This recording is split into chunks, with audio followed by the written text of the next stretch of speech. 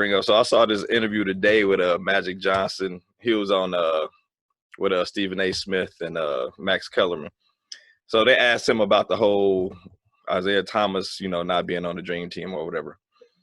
He pretty much said Jordan, didn't want to do it anyway. Like, even if Isiah Thomas was on the team already, like he said him and Larry Bird had to call MJ themselves to talk him into it. So he said flat out initially MJ didn't want to play regardless, no matter who was on the team. So I think, and everybody understands, like, it was the right decision for Isiah Thomas not to be selected because, he's like, man, we got to practice together. We got to sleep together. We spending all this much time together.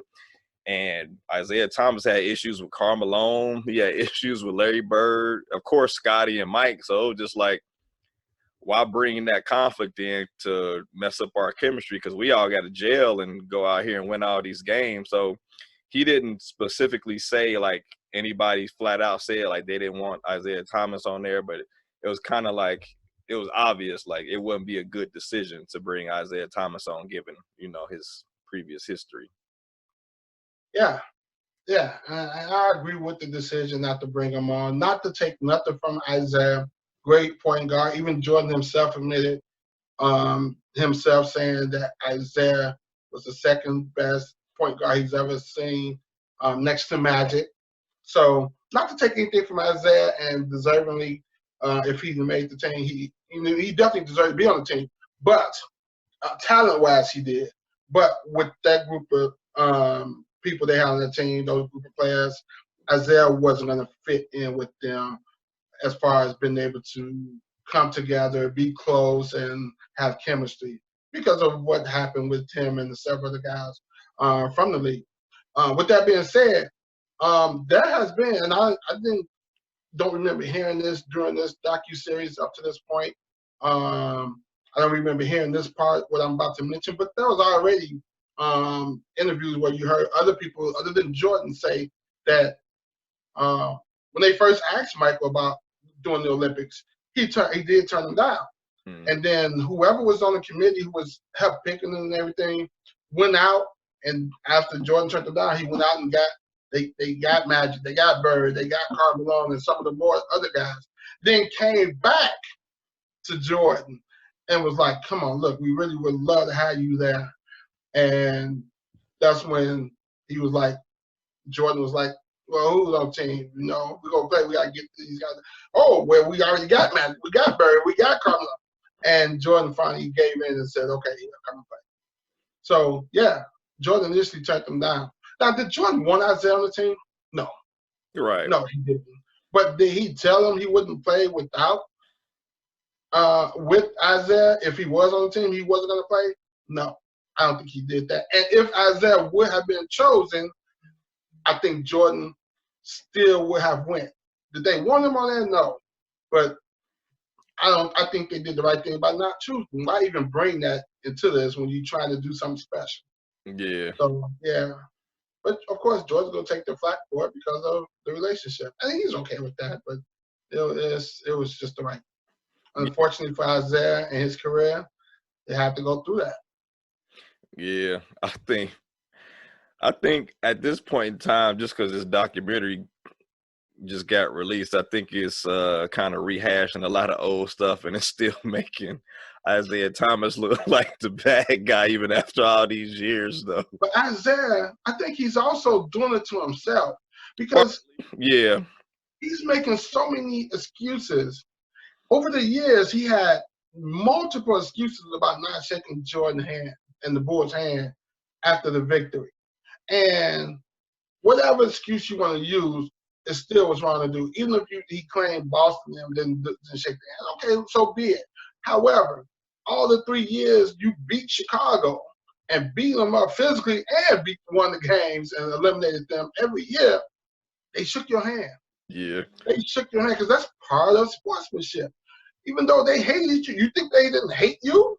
You beating them up. They made it known they hated you, but they shook your hand at the end of the series. Hey, you guys beat them. However you beat us, you beat them. So now the torch is passed. They beat you, shake their hand. No matter what other people did to you, the right thing for you to do is shake the hand of the man who shook your hand when you beat them. So, but still, with all the excuses he keep coming up with, makes him look bad. And then he throws salt. He throws salt on things like Jordan is like the fourth best player he ever played against. Yeah. No, that's just purely sea salt. That's just horrible, man. So Isiah is not doing himself no favors. That's pink Himalayan salt. Oh, that salt, man, it'll go around for the whole winter here in the Midwest. Yeah, I was just about to bring that up. Like, that's how you know Isiah Thomas he's still holding on to something. Like, how you gonna say MJ the fourth best player? I can't even say it without laughing. Right, man, that is crazy. Yeah, he being so petty, man. Oh my You Lord. know, the best thing for him to do is say, hey, you know what? It is what it is. You know, we regret doing it. We probably, now, because he did say, thinking back on it now, if we know what we know, how we did that, no, we would have shook hands. And that's good. That's all you need to say. And just say, hey, let's move on. I moved on from it. So, but to keep bringing up excuses and then the salt pouring and everything, you just making yourself look bad. And I love Zeke.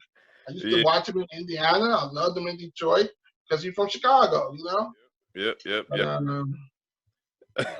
man. Sit down, bro. Oh man, that's hilarious. Yeah, I can't believe I gotta pull up his list. So this is Zeke top 5. Kareem number 1, Bird second, Magic, Jordan, then Dr. J. And nothing against Magic, Bird, and Kareem. Nothing against them. But boy, are you serious? Yeah. Jordan, the toughest guy you ever have to face. This guy came out and scored 30-something on y'all every night, even though you beat him up. And he kept coming back, taking your punishment, kept coming back. You saying that this guy's the 4th best player you ever played against? Really? Yeah, man. He just petty. Plus, Michael Jordan played for Chicago, his hometown. So when he come home and Jordan get more love to him. Yeah. He said he came home one time and his nephew had on the Michael Jordan jersey. And he was pissed off. Like, man, why'd you count on the Isiah Thomas jersey? This is my town. Oh, man. And that probably played into some of the things against Jordan for Isiah. He in my Chicago, he took over my hometown.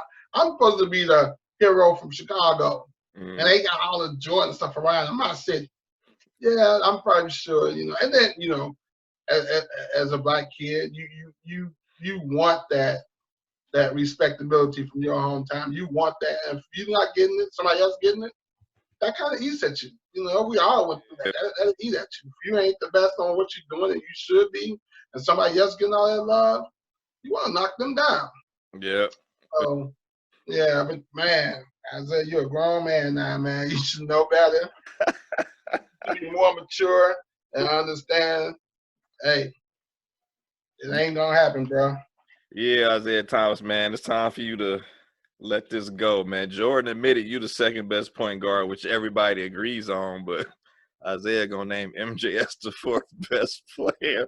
That's just I don't even see how you can say that with a straight face, man. Right. He even said in one of his interviews that the Bulls took when Rodman and James Edwards came over and John Sally came over to the Bulls.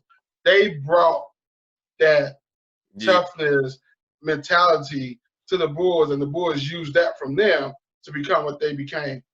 What? First of all, John Sally and those guys went on that first three-peat. They won on the team that beat you guys. He beat you and them. Yeah. And that's when they arrived mentally tough. So what do you mean they brought it to them? Bulls already had that. Yeah. It's just the things you say, man. What are you saying? Come on, think about it. Yeah. How's that just salty, man? Yeah. Well, one day, man, this probably never happened, but I would love to see Michael Jordan and Isiah Thomas interview each other. You ever see that interview where Isiah Thomas and Magic Johnson like finally got back on good terms? Great interview, man. I even shared a tear with that one. Yeah. That was pretty good. Pretty good to see those brothers patch it up because they were so close. And yeah, at that point, when that interview happened, I felt good about Isiah. I'm like, he mended some broken things with some past friends. Him and Magic finally got through that part and got back. Because I remember in the '80s when they had played each other, how they hug and kind of kiss cheeks or whatever the case was. They were close. Yeah. So all that to fall out, man. It was good to see brothers be able to push that BS to the side and come back together. You would think Isiah would be like, hey, Michael, yeah, what we did was wrong. I just want to say, hey, I'm sorry for that, and let's move on. Whether y'all get together and shake hands or whatever, just make that apology. But to make the excuses. Yeah, it's 30 years later. Come on, man. Yeah. It's over when it's done. Don't keep holding it because you're going to look bad. Yeah, I forgot to bring this up during Magic Johnson, but he said at the time they was picking the dream team, that's when him and Isiah Thomas wasn't getting along. So maybe that had a factor in him not being picked either. You know what I'm saying? Could be.